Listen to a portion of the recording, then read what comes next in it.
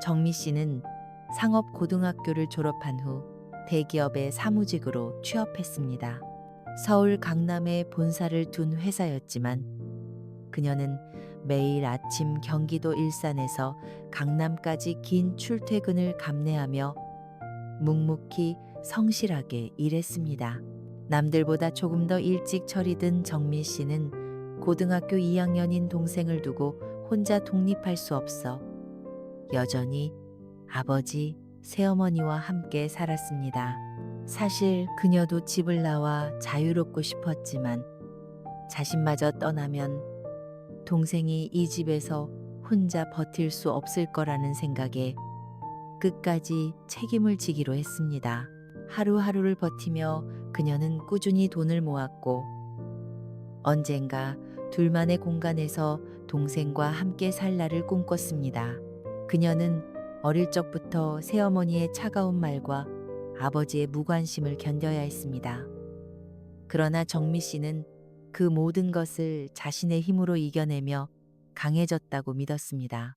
그래서인지 회사에서는 누구보다 성실하고 빠르게 인정받는 직원이 되었습니다. 업무에 몰두하며 바쁘게 살아가던 어느 날, 동생이 다니는 학교에서 급한 연락을 받았습니다. 동생이 또래 친구들과 패싸움을 벌이다 퇴학 위기에 놓였다는 소식이었습니다. 정미 씨는 하던 일을 접고 곧장 학교로 달려갔습니다. 교무실 문을 조심스럽게 열고 들어서며 선생님 앞에 고개를 숙였습니다. 선생님, 정말 죄송합니다. 정미 씨는 고개를 깊이 숙이며 말을 이었습니다. 우리 동생이 철이 없었습니다. 아직 어리고 저희 집안 사정이 좀 어려워서 마음이 많이 불안정했던 것 같아요. 그래도 아이가 이렇게까지 잘못할 줄은 몰랐습니다. 선생님, 이번 한 번만 기회를 주실 수 없을까요? 제가 더 잘 챙기고 다시는 이런 일이 없도록 꼭 하겠습니다. 그녀의 목소리는 떨렸고 눈가에는 눈물이 맺혔습니다. 선생님은 조용히 그녀를 바라보며 한숨을 내쉬었습니다. 정미 씨는 조심스럽게 고개를 들었습니다. 교무실 한켠 무거운 분위기 속에서 선생님이 조용히 말을 이어갔습니다. 정미 씨, 동생을 지키려는 마음 잘 알겠습니다. 지금부터라도 상담과 교내 지도를 통해 다시 시작할 수 있도록 노력해 봅시다. 그런데 말이에요. 일단 맞은 아이들과의 협의가 중요합니다. 제가 자리를 마련할 테니 그때 정미 씨와 동생이 진심 어린 사과를 전하고 치료비와 위자료 등에 대해 성에 있는 태도를 보여야 협의가 가능합니다. 정미 씨는 불안한 마음을 감추며 선생님의 눈을 바라보았습니다. 하지만 곧 이어진 말은 그녀의 가슴을 철렁이게 만들었습니다.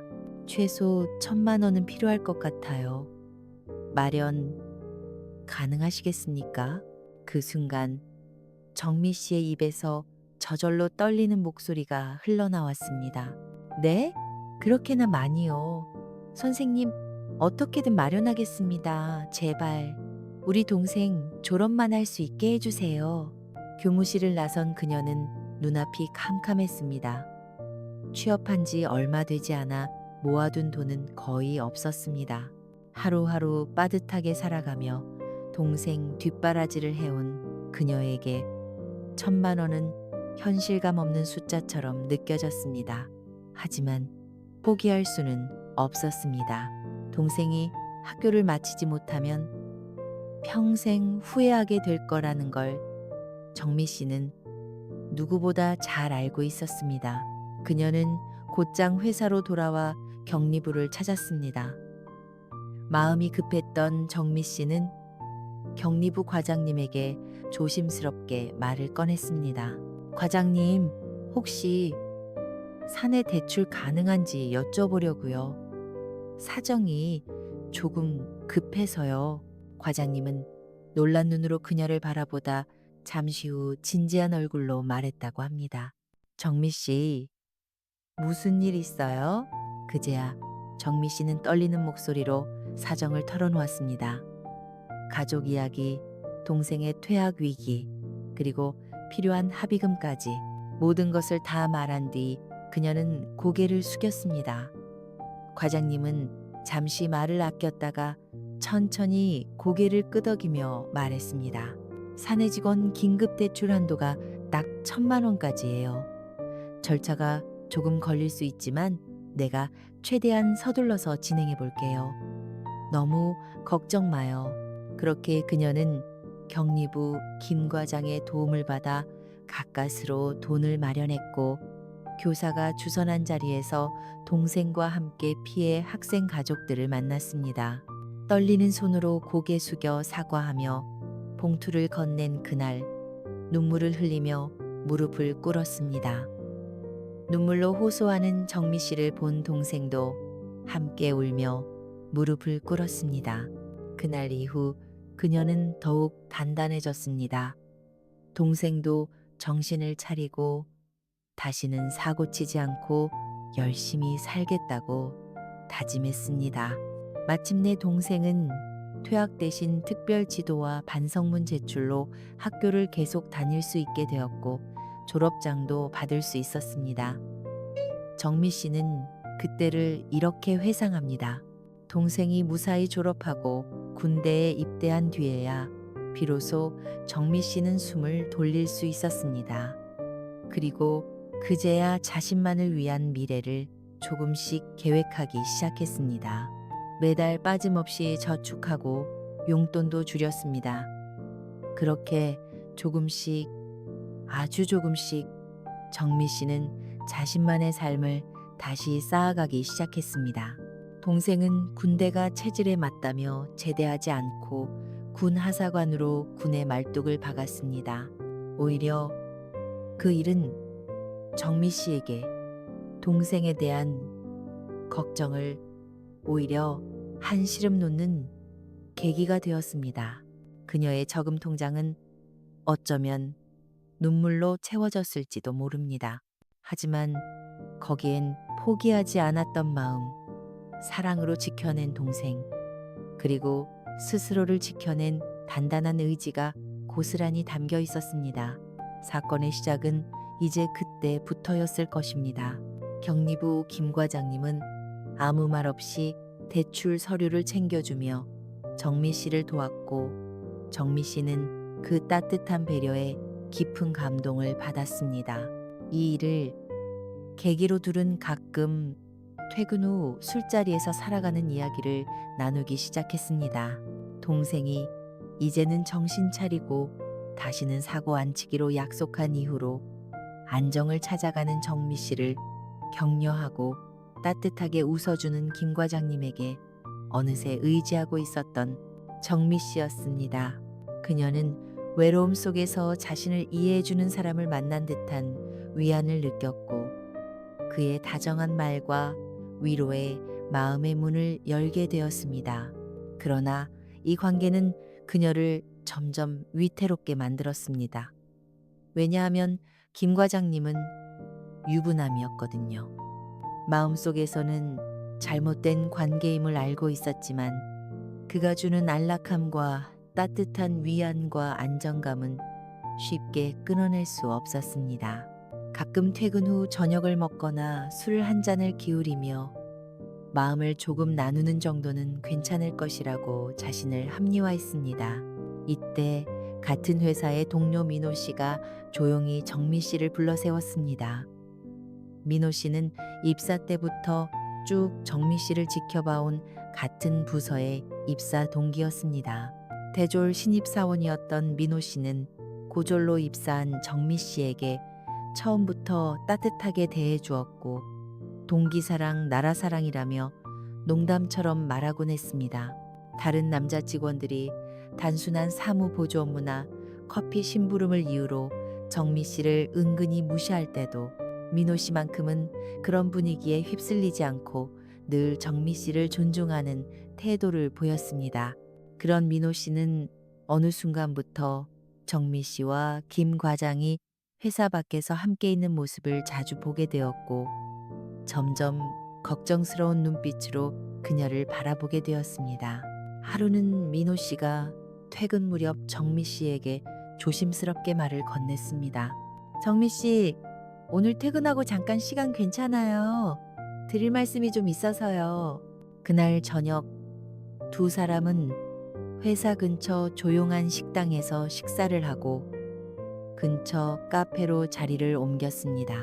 따뜻한 커피를 사이에 두고 잠시 말을 고르던 민호 씨는 깊은 눈빛으로 정미 씨를 바라보며 말했습니다.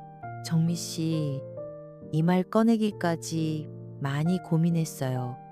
그런데 그분 유부남이잖아요. 정미 씨가 어떤 사람인지 저는 누구보다 잘 알아요. 그 사람과의 관계, 정미 씨에게 상처만 남을 거예요. 제발, 이제 그만하세요. 민호 씨의 목소리에는 걱정과 애틋함이 가득 담겨 있었습니다. 정미 씨는 그 말을 듣고 잠시 고개를 떨구었지만 민호 씨의 진심은 조용히 그녀의 마음에 울림을 주기 시작했습니다. 집으로 돌아가며 정미 씨는 김 과장님에 대해 진지하게 생각해 보았습니다. 친오빠처럼 의지한다고 생각했는데 다른 사람들 눈에는 그렇지 않을 수 있다고 생각이 들었습니다. 김 과장님은 말수가 적고 무뚝뚝한 듯 보였지만 김 과장님은 따뜻한 사람이었고 정미 씨는 그런 모습에 조금씩 마음을 열고 있었습니다. 김 과장님도 회사 앞 커피숍에서 민호 씨와 정미 씨가 이야기를 나누는 모습을 보게 되었습니다. 마침 그 모습을 본 김 과장님의 표정은 단번에 굳어졌습니다. 먼발치에서 정미 씨를 바라보던 그는 알 수 없는 감정에 휩싸였습니다. 질투인지 불안인지 모를 복잡한 감정이 그를 휘감았습니다. 친동생처럼 따뜻하게 챙겨주고 싶다고 생각했는데 이 알 수 없는 감정을 김 과장도 주체할 수가 없어 무작정 정미 씨 집 앞으로 달려갔습니다. 정미 씨가 집에 도착했을 때 어둠 속에서 김 과장님이 기다리고 있었습니다.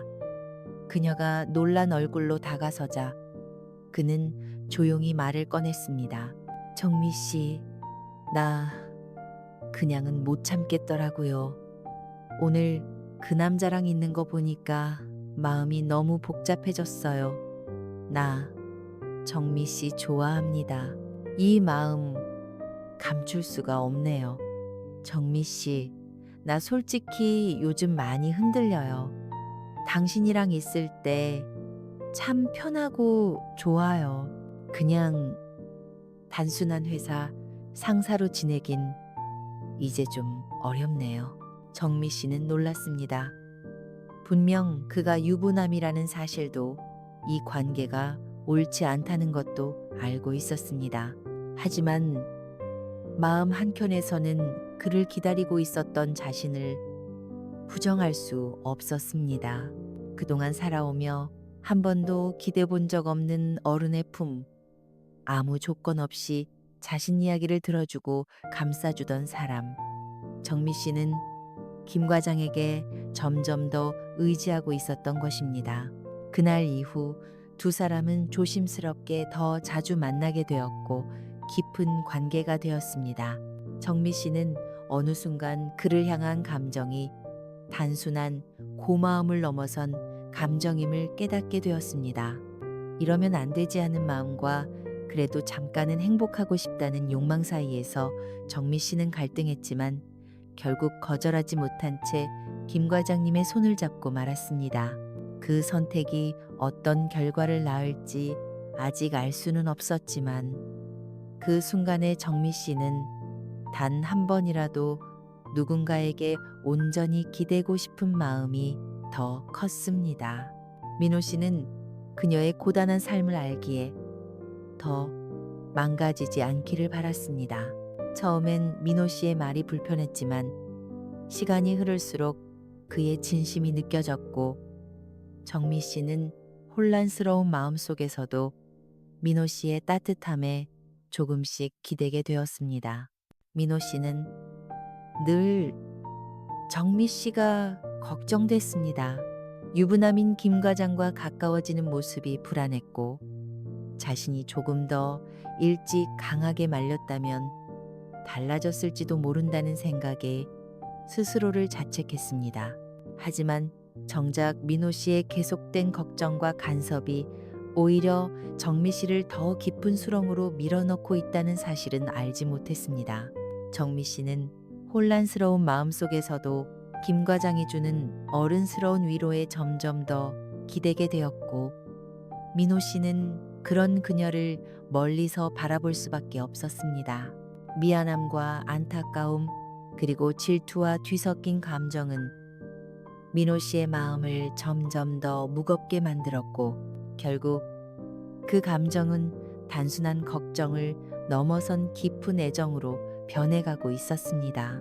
그러던 어느 날 정미 씨는 유난히 속이 메스꺼웠습니다. 처음에는 스트레스 때문이려니 했습니다. 야근에 불규칙한 식사, 긴장된 회사 생활까지. 하지만 이상하리만치 몸이 무겁고 이유 없이 짜증이 났습니다.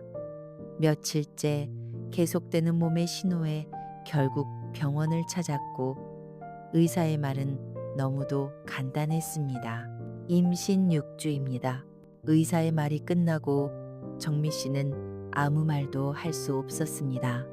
병원 대기실에 앉아 양손을 무릎 위에 얹은 채 가만히 있었습니다. 세상이 조용해지고 머릿속에서는 수많은 생각이 겹겹이 밀려왔습니다. 말도 안 돼. 어떻게 이런 일이. 집으로 향하는 발걸음도 버거웠습니다. 방에 혼자 누워 천장을 바라봤습니다. 수없이 떠오르는 김 과장의 얼굴, 그리고 그가 했던 말들. 나는 너를 아낀다. 정미야, 네 옆에 있고 싶어. 그 따뜻했던 말들이 진실이었겠지? 이 사실을 그에게 말해야 할까? 아니면 혼자 해결해야 할까? 머릿속은 복잡했고 가슴은 죄책감과 불안으로 무너졌습니다. 며칠 뒤 용기를 내어 김 과장을 따로 불렀습니다. 회사 근처 조용한 카페였습니다. 정미 씨는 그의 눈을 피하지 않고 조용히 말했습니다. 저 임신한 것 같아요. 김 과장은 잠시 말이 없었습니다. 테이블 위에 놓인 커피잔만 물끄러미 바라보더니 이내 조용히 입을 열었습니다. 그래? 그 말이 전부였습니다. 기대했던 위로나 책임감 있는 말은 없었습니다. 그의 말투는 낯설고 차가웠습니다. 정미 씨는 그제야 알았습니다. 자신이 매달렸던 감정의 끝이 얼마나 허망했는지를.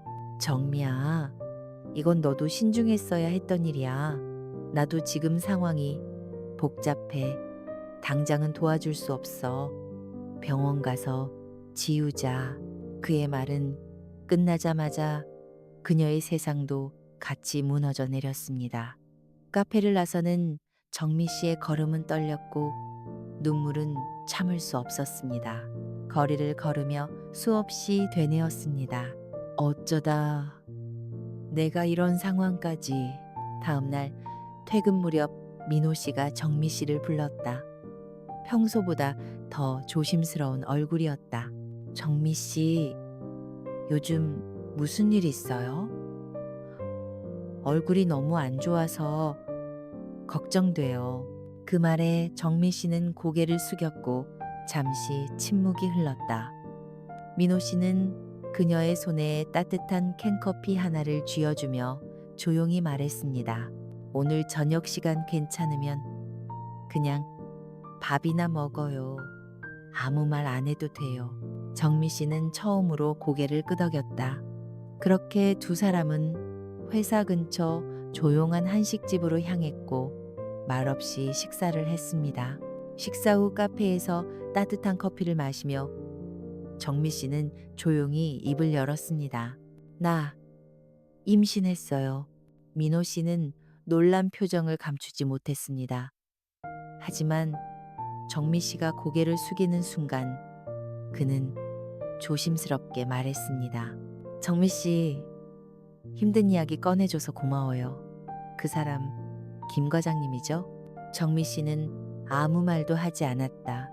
눈물만 뚝뚝 떨어졌다. 민호 씨는 손수건을 꺼내 그녀에게 내밀었습니다.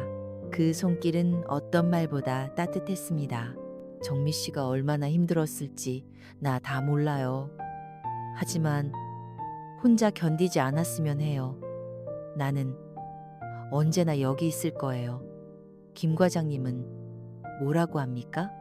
정미 씨는 아무 말 없이 고개만 가로로 저었습니다.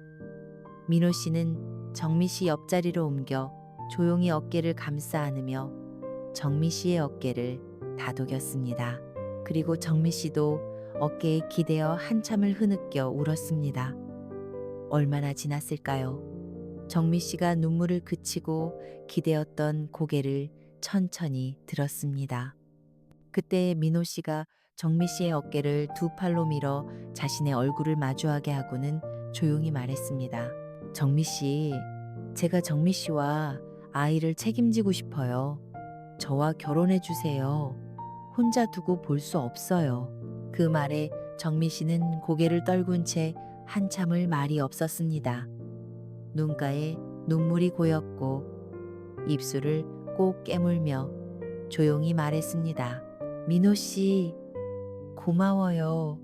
하지만 나 같은 사람을 감당할 수 있겠어요?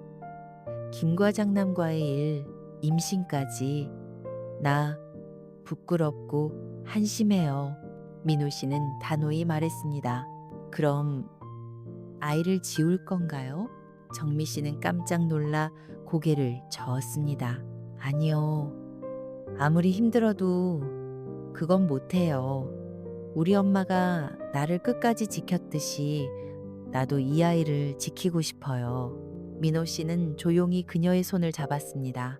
그럼 함께 지켜요. 정미 씨 혼자라면 어려울 수 있겠지만 둘이라면 할 수 있어요. 정미 씨, 결혼해요. 우리 함께 시작해봐요. 정미 씨는 민호 씨의 눈을 바라보았습니다. 두려움과 미안함, 그리고 따뜻한 감정이 뒤섞인 얼굴이었다. 그녀는 천천히 고개를 끄덕였습니다. 그래요. 함께해요. 나 민호 씨 믿고 싶어요. 그렇게 두 사람은 모든 불안과 고통을 함께 안고 새로운 출발을 결심하게 되었습니다. 결혼 후 두 사람은 민호 씨의 부모님과 함께 살게 되었습니다. 민호 씨의 아버지와 새어머니는 한 집에 살지만 각자의 방을 쓰며 소원한 관계를 유지하고 있었습니다. 정미 씨는 그런 모습이 낯설지 않았습니다. 어릴 적 자신도 새어머니와 아버지 사이에서 비슷한 분위기를 겪었기 때문이었습니다. 그러면서 민호 씨도 자신과 같은 어린 시절을 보냈을지도 몰라 더 측은하게 느껴졌습니다. 하지만 그녀는 이번만큼은 다르게 살고 싶었습니다. 그러나 현실은 냉혹했습니다. 정미 씨는 이제 임신 7개월 차에 접어들고 있었습니다. 배는 점점 더 불러왔고 몸은 쉽게 피로해졌습니다. 출근 전 도시락을 싸는 것도 퇴근 후 저녁을 준비하는 것도 버거운 일이었지만 그녀는 묵묵히 감당했습니다. 그러나 그런 고생을 아무도 알아주지 않았습니다. 특히 시아버지는 아들의 아내가 임신 중이라는 사실에도 아무런 배려가 없었습니다. 아니, 오히려 정미 씨에게 화풀이를 하듯 나를 세웠습니다. 뭐야, 지금 누워있는 거야? 멀쩡히 젊은 사람이 임신 좀 했다고 아주 상전이 따로 없구만. 며느리를 들인 건지 상전을 들인 건지 돈 좀 벌어온다고 집에 오면 손가락 까딱을 안 하는구만. 이게 집이지 여관이야? 정미 씨는 조용히 일어나며 대답했습니다. 죄송해요, 아버님. 조금 어지러워서요. 잠깐만 쉬고 바로 하겠습니다. 그러자 옆에 있던 시어머니는 소리를 더 높였습니다. 야, 너 나이도 어린 게 입만 살아서는 임신했다고 아주 유세구나. 어? 나 때는 말이야. 애 낳을 때까지 논밭일 했어. 요즘 것들은 진짜 귀하신 몸이 아주.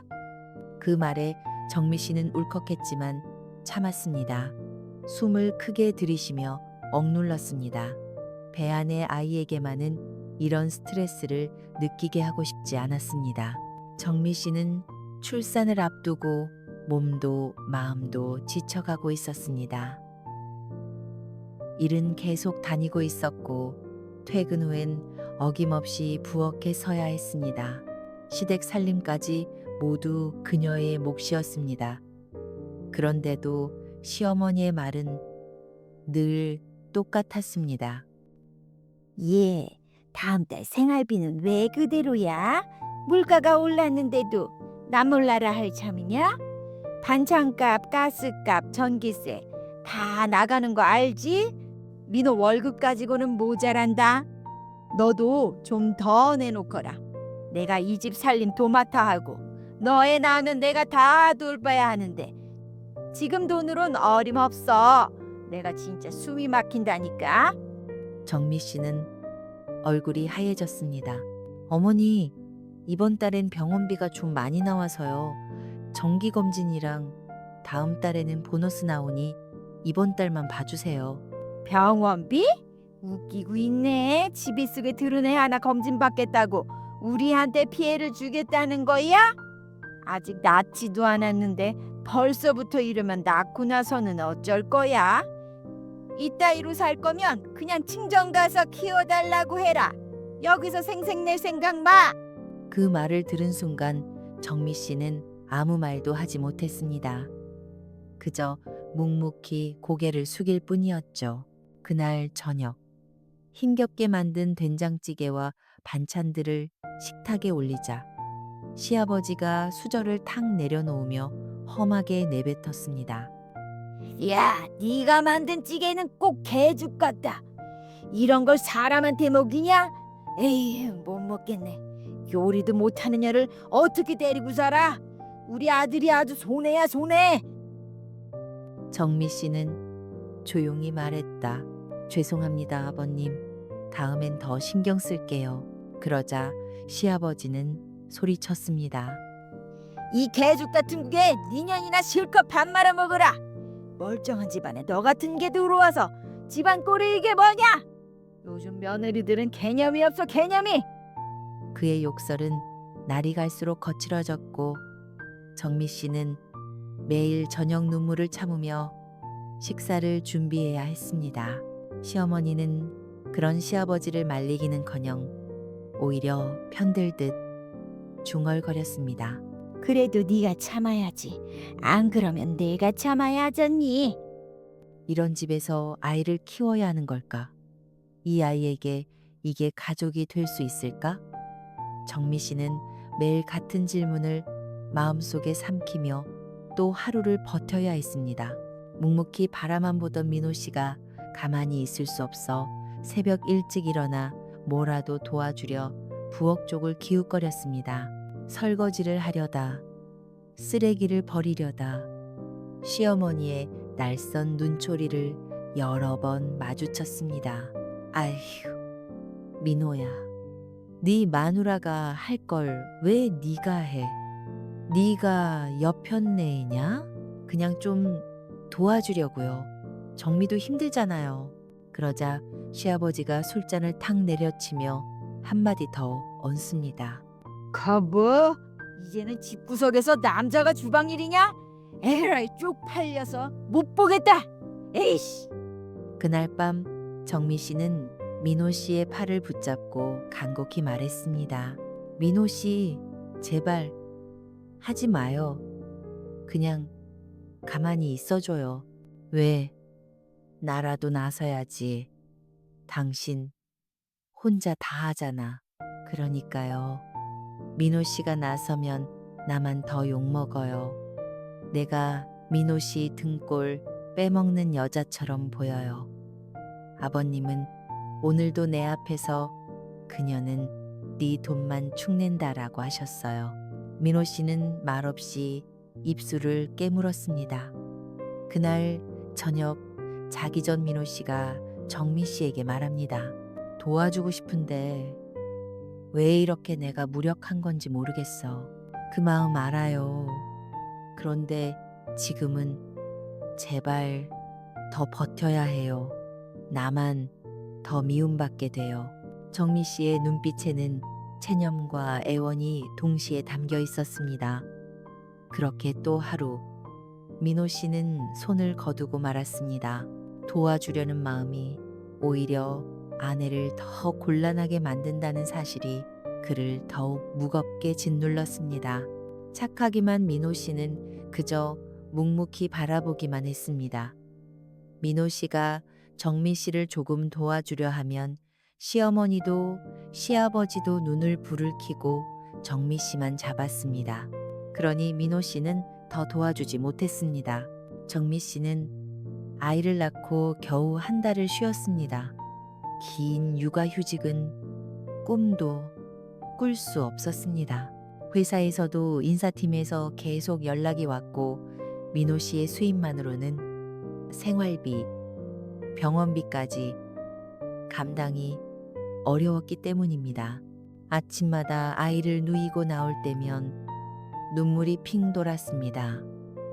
방금 젖을 먹고 잠이 든 아기를 바라보다가도 시계를 보면 어김없이 시간은 정미 씨를 재촉했습니다. 어머니, 오늘도 잘 좀 부탁드릴게요. 분유는 이쪽 서랍에 있고요. 기저귀는 아유 그만 좀 해. 우리가 애 키운 게 한두 번이야. 알아서 한다니까. 정미 씨는 늘 불안한 마음으로 고개를 숙였지만 시어머니의 말투에는 짜증이 묻어나 있었습니다.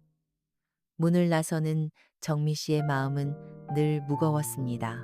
그리고 퇴근 후 집에 돌아오면 어김없이 반복되는 말이 있었습니다. 우린 늙은 사람인데 이런 어린애를 어떻게 하루 종일 보냐. 허리 끊어지겠어. 이제 겨우 100일도 안 된 애를 맡기고 회사 간다는 게 말이 되냐? 아휴, 우린 힘들어 죽겠는데 너희는 편하게 밖에서 일이나 하고. 시아버지는 저녁 술 한 잔을 들이키며 거칠게 말했습니다. 하루 종일 애가 우는데 귀가 터질 뻔했어. 그깟 얼굴 빨겠다고 부모한테 애 맡기는 건 너무한 거 아니야? 당신도 해봤잖아. 아기 똥 싸면 내가 다 치우고 울면 내가 안고. 어휴, 나만 죽는 줄 알았다구. 시어머니도 울상으로 곧잘 엄살을 부렸습니다. 정미 씨는 죄송하다고 조금만 더 부탁드린다고 고개를 숙일 수밖에 없었습니다. 민호 씨는 곁에서 아무 말도 하지 못한 채 입술을 깨물고 있었습니다.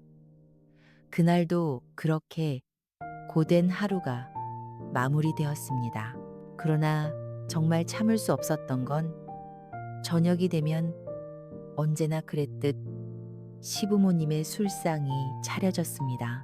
반주라기엔 도수가 높은 소주병이 늘 테이블 위에 놓였고 어느새 말다툼은 일상처럼 시작됐습니다. 내가 더 많이 봤어. 너는 도대체 뭐 하는 사람이야? 뭐? 네가 더 많이 봐?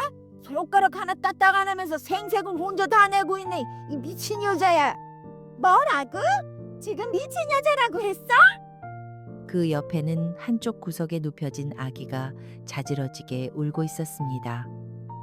민호 씨는 퇴근하자마자 급히 아기를 안고 방으로 들어왔고 정미 씨도 지친 얼굴로 뒤따랐습니다. 아이를 달래며 두 사람은 마주 앉았습니다. 이렇게 맡겨도 되는 걸까? 매일 싸우고 욕하고 아기 정서에 안 좋을 것 같아. 그럼 어디에 맡겨? 지금 우리가 형편이 돼. 어린이집도 너무 어리고 친정은 아예 생각도 못하고. 나 회사 그만둘까? 안 돼, 정미야. 당신이 그만두면 우리 생활 안 돼. 빚만 더 늘어. 나 출근할 때마다 무섭고 걱정돼. 부모님에게 아이를 맡기는 게. 정미 씨는 눈을 감고 한숨을 내쉬었습니다. 민호 씨는 그런 정미 씨를 가만히 바라보다 말없이 아이를 감싸 안았습니다. 아기를 낳고 겨우 한 달 만에 정미 씨는 다시 현실이라는 이름의 전쟁터로 돌아왔습니다. 그리고 그 전쟁터는 회사뿐 아니라 집 안에도 이어지고 있었습니다. 퇴근 후 늦은 저녁, 정미 씨는 부엌에 들어가 설거지를 하려다 문이 살짝 열린 어머니 방에서 들려오는 시어머니의 목소리에 걸음을 멈췄습니다. 시어머니는 누군가와 전화 통화를 하고 있었습니다. 아유, 또 왜 전화야? 그래. 돈 보낸 거 잘 받았다고? 스피커폰으로 받는 전화 소리가 조금 작아지고 시어머니 목소리가 조금 낮아졌습니다. 정미 씨는 무심코 손을 멈춘 채 귀를 기울이게 됐습니다. 뭐? 엄마 무슨 돈을 또 보냈어? 하지 말랬잖아. 들려오는 목소리는 시어머니의 친딸이었습니다. 그러자 시어머니는 퉁명스럽게 대답했습니다. 조용히 해. 우리 손녀 대학 들어가야 되잖아. 그 돈 그 며느리한테 받은 생활비에서 조금 뗀 거야. 아무도 몰라. 너나 잘 써. 그 며느리 요즘 회사 다니느라 죽겠다고 하던데 뭔 돈을 또 받아냈어? 걘 몰라. 어차피 지에 맡기고 나가잖아. 나는 고생만 하는데 그 정도는 받아야지. 그 순간 정미 씨는 무너질 것 같았습니다. 자신이 아이 맡기며 죄송한 마음에 더 들인 돈이 결국 시어머니의 친딸 손녀 등록금으로 들어갔다는 사실에 눈물이 핑 돌았습니다. 정미 씨는 소리 없이 돌아서며 속으로 되뇌었습니다. 내 아이도 겨우겨우 키우고 있는데 나는 왜 누구한테까지 희생하고 살아야 하는 걸까? 아니, 민호 씨 친형제도 아니고 민호 씨 새어머니의 친딸까지 내가 건사해야 하다니 내 인생은 왜 이러는 걸까? 울고 싶었습니다. 결혼할 때 정미 씨는 자신이 20대 초반부터 아껴가며 모은 8천만 원을 모두 내놓았습니다. 시댁은 군포에 다 쓰러져가는 단독주택에 전세 5천만 원으로 살고 있었고 그것마저도 부모님의 전세금인지 민호 씨 월급에서 빠져나간 건지 명확치 않았습니다. 결국 양가에서 쥐어짠 돈과 민호 씨, 정미 씨가 받은 전세자금 대출 8천만 원을 합쳐 간신히 안양의 전세 1억 9천만 원짜리 아파트를 구할 수 있었습니다. 결혼식 비용과 가전 가구, 혼수로 나머지 2천만 원이 빠듯하게 빠져나갔고 통장은 다시 비어버렸습니다. 민호 씨는 늘 말했습니다. 내가 지금까지 모은 돈은 없어. 엄마가 다 관리했어. 우리 가족이 다 같이 쓰는 거니까. 그 말을 믿고 넘겼지만 시어머니가 친자식들에게도 돈을 흘려보내고 있다는 사실을 알게 되었을 때 정미 씨는 참을 수 없었습니다. 그날 저녁 아이를 재우고 조용히 민호 씨에게 말을 꺼냈습니다. 민호 씨, 우리 결혼할 때 왜 그렇게 힘들게 시작했는지 이제야 알겠어요? 당신이 말한 가족이라는 그 안에 나랑 아이는 없었던 거죠? 민호 씨는 말없이 고개를 숙였습니다. 당신 어머니, 우리 생활비로 어머니 손녀 등록금까지 보태고 있더라. 당신도 알고 있었어? 응, 알았어. 정미 씨는 순간 숨이 멎을 것 같았습니다. 그럼 왜 말 안 했어? 그녀가 소리쳤습니다. 민호 씨는 조심스럽게 입을 열었습니다. 어머니는 날 키우신 분이야. 평생 고생만 하셨고 그래도 은혜는 갚아야 하지 않겠어? 은혜를 왜 당신 월급으로 다 갚아? 왜 우리가 같이 갚아야 해? 나는 누구한테 은혜 받고 살아왔는데? 정미 씨의 눈에는 분노와 슬픔이 뒤섞인 눈물이 맺혔고 민호 씨는 아무 말도 하지 못한 채 입술만 꼭 다물었습니다. 결국 정미 씨는 자신의 운명을 받아들일 수밖에 없었습니다. 그때부터 정미 씨는 더 단단해졌습니다. 더 악착같이 돈을 모으고 갖은 핑계로 시어머니께 돈을 덜 드리려 했습니다. 구박이 아무리 심해도 정미 씨는 자신과 아이를 위해 참았습니다. 그 긴 고생의 시간을 견디고 정미 씨는 결국 둘째를 임신했습니다. 지난 시간들이 한 줄기 안도처럼 스쳐 지나갔고 배가 불러오는 동안에도 그녀는 일터를 지켰습니다. 그리고 마침내 건강한 딸을 품에 안았습니다. 그 즈음 민호 씨와 정미 씨는 생애 첫 아파트를 분양받았습니다. 물론 현실은 녹록지 않았습니다. 분양가의 60%는 주택담보대출, 나머지 부족한 자금은 신용대출 1억 원까지 끌어모아 겨우 마련한 집이었습니다. 하지만 그 집엔 정미 씨의 땀과 눈물, 그리고 시부모와의 전쟁 같은 생활에서 견디고 참고 얻은 달콤한 열매 같았습니다. 그 집에는 정미 씨의 고생과 눈물이 고스란히 녹아 있었습니다. 그러나 시부모님의 반응은 달랐습니다. 우리 아들이 새 아파트를 샀어요. 아유, 이제야 사람답게 사네. 우리 아들 자랑 좀 해야겠어. 시어머니는 이웃 아주머니들과 동네 슈퍼에서 큰 소리로 아들 자랑을 늘어놨고 시아버지는 집들이를 핑계로 소주 박스를 들여놓았습니다. 안방부터 베란다까지 남자 손님들로 가득 찬 집안에서 그는 술기운에 외쳤습니다. 야, 내 아들 봐라. 이 어려운 세상에 새 아파트 분양받은 놈이 몇이나 되냐. 다 내 피를 물려받아서 그런 거야. 정미 씨는 갓 태어난 딸을 안고 조용히 부엌에 서 있었습니다. 시어머니는 말했습니다. 야, 저녁 좀 푸짐하게 차려봐라. 오늘은 기쁜 날이잖아. 다 당신 복이야, 그쵸? 시아버지를 보며 손님들 들으란 듯이 말했습니다. 그러나 정미 씨는 차마 말할 수 없었습니다. 이 집 누구 이름인데 4명이라고 대출이 얼마인 줄도 모르시면서 복이라니. 그녀는 웃는 얼굴로 말없이 상을 차렸지만 속은 무너지고 있었습니다. 아이 둘을 안고 대출이 목을 조여오는 나날들 속에서 정말 이게 복일까? 라는 물음이 자꾸 되뇌어졌습니다. 하지만 참았습니다. 4명의 집이니 당신들한테는 절대 줄 수 없다고. 이후에 남편의 월급 통장까지 정미 씨가 관리한 지도 몇 해가 흘렀습니다. 처음엔 시어머니가 통장을 놓지 않으려 했지만 대출 갚을 일이 산더미였기에 아들 월급은 내가 관리할게요 라고 조용히 그러나 단호히 말했고 그 이후론 모든 생활비와 대출 상환, 저축까지 정미 씨의 손을 거쳤습니다. 시어머니께 드리는 돈은 최대한 줄였습니다.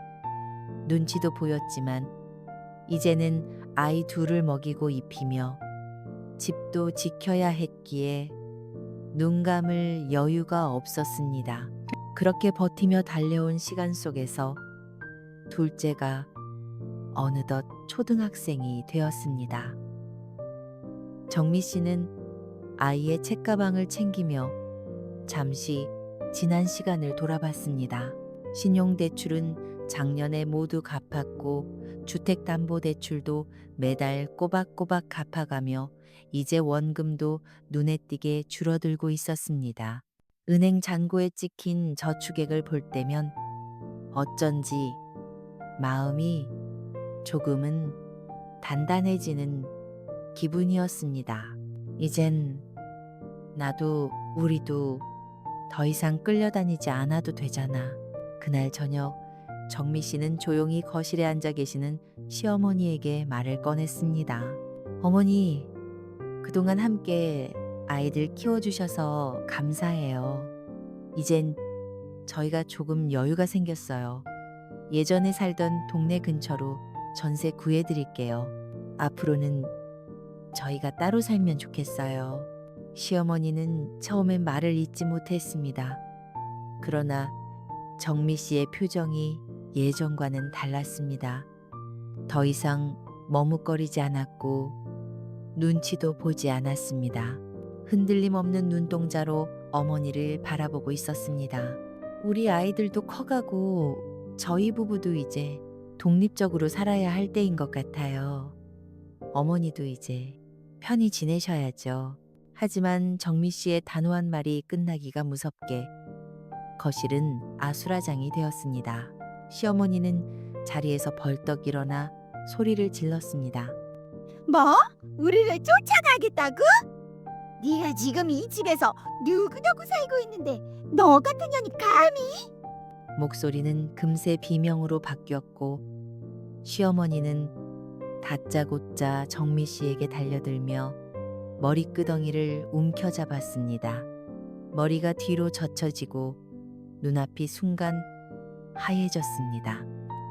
내가 이럴 줄 알았어. 애미 없는 게 어디서 배워먹은 버르장머리로?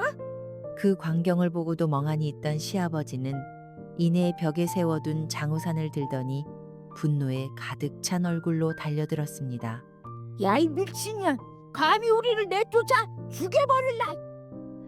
몽둥이처럼 휘둘러지는 우산에 정미 씨는 몸을 피하려 했지만 대신 민호 씨가 그녀 앞에 나섰습니다. 아버지, 안 돼요. 그만하세요. 그러나 우산 끝은 민호 씨의 얼굴을 그대로 스쳤고 안경이 산산이 부서지며 눈가에서 피가 흘렀습니다. 아, 그날 밤 거실은 그야말로 아비규환이었습니다. 민호 씨는 아버지를 막아서려다 눈가에 우산이 그대로 맞아 안경이 산산이 깨졌고 흘러내리는 피에 눈을 제대로 뜨지도 못한 채 비틀거렸습니다. 아버지는 정미 씨가 밀친 팔의 중심을 잃고 그대로 거실 탁자 모서리에 허리를 부딪힌 채 바닥에 쓰러졌습니다. 아이고, 허리. 아이고, 허리야. 움직이지 못해. 나 못 일어나겠어. 아버지는 얼굴을 찌푸린 채 고통을 호소했고 급히 119가 불렸습니다. 정미 씨는 피투성이가 된 민호 씨를 부여잡고 떨리는 손으로 구급차를 기다렸습니다. 민호 씨는 눈가가 깊게 찢어져 피가 계속 흘렀고 아버지는 미동도 하지 못한 채 신음만 내뱉고 있었습니다. 구급대가 도착해 두 사람 모두 앰뷸런스에 실려 병원으로 옮겨졌습니다. 정미 씨는 차가운 병원 복도에 서서 하얗게 질린 얼굴로 서 있었습니다. 민호 씨는 눈가를 12바늘이나 꿰매는 큰 상처를 입었고 정형외과로 실려간 아버지는 검사 결과 허리뼈에 금이 가서 당분간은 움직일 수조차 없다는 진단을 받았습니다. 꼼짝없이 병상에 누워 지내야 하는 상황에 시아버지는 입원실에서도 욕을 퍼부었습니다. 다 내년 때문이야. 내가 이렇게 된 것도 다 전년 때문이라고. 정미 씨는 더 이상 아무 말도 하지 않았습니다. 손끝이 차갑게 식어가는 것을 느끼며 이제 정말 이 지옥 같은 삶을 끝내야겠다고 생각했습니다. 과연 정미 씨는 이 지옥 같은 삶을 끝낼 수 있을까요? 여러분이라면 어떻게 하시겠어요? 시어머니와의 관계는 어떻게 될까요? 시아버지는요? 어떻게 하면 정미 씨는 시부모님한테 독립하여 자립된 삶을 살 수 있을까요? 좋은 방법이 있다면 시청자 여러분 의견 남겨주세요.